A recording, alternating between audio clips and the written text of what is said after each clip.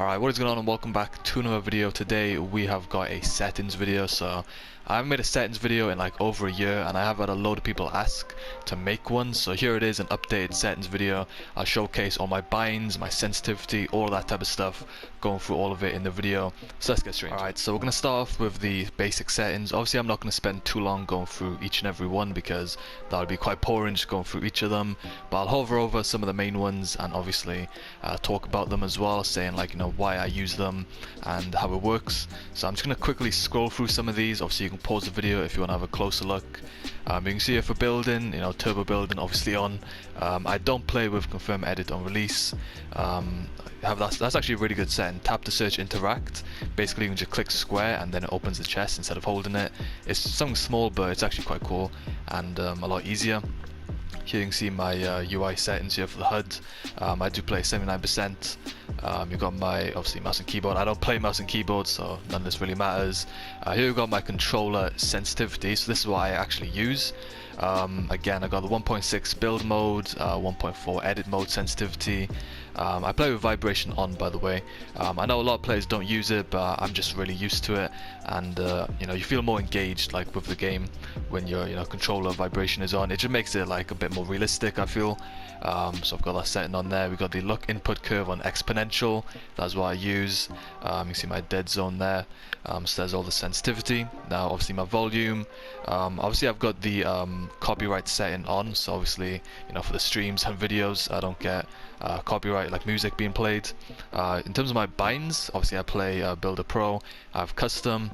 So on screen right now you can see the exact binds that I use. So I use L3 to toggle pickaxe, and I use touchpad to edit.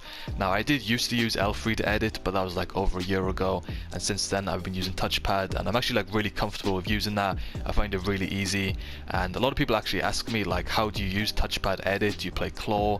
Like what finger do you press it with? How do you use it? So I don't actually play claw, but what I do is I use my left index finger and I just lightly tap the top of the touchpad to edit, and I find it really easy. I think it's a really good edit bind. I know most people either use L3 or touchpad. I think like those are the most common edit sort of binds for a controller, but for me touchpad works really well, and that's what I'm really comfortable with using.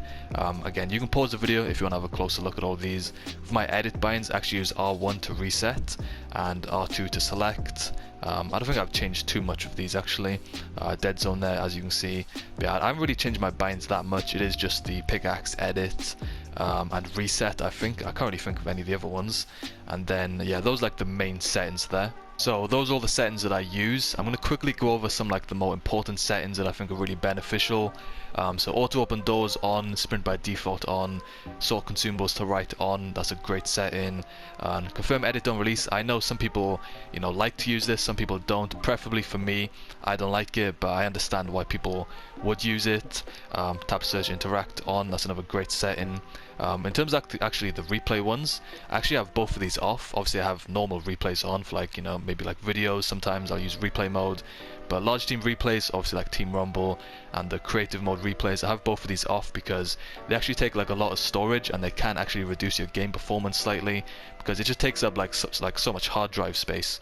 So I have both of those off there, and I think I've gone over like all the main settings that are important. Obviously I don't want to go through like each setting, like voice chat or, you know, cinematics or whatever. Like I don't think really anybody cares about that. Oh, another setting here as well, visualize sound effects. If you don't use this setting, like you're missing out, because this is such like a beneficial setting, and it's probably like won me so many games as well.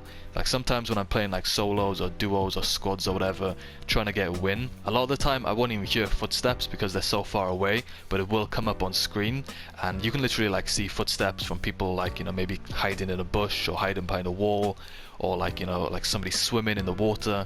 Like it's such a good setting. If you don't use it, I definitely recommend at least trying it. It's literally the most overpowered setting in my opinion. It's so good.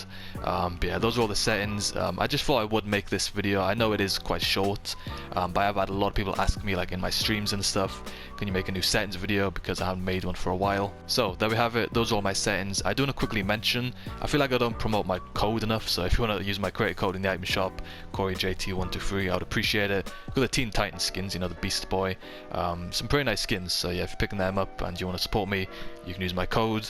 But yeah, thanks for watching. Don't forget to drop a like, subscribe if you're new. I'll see you in the next one. Peace out.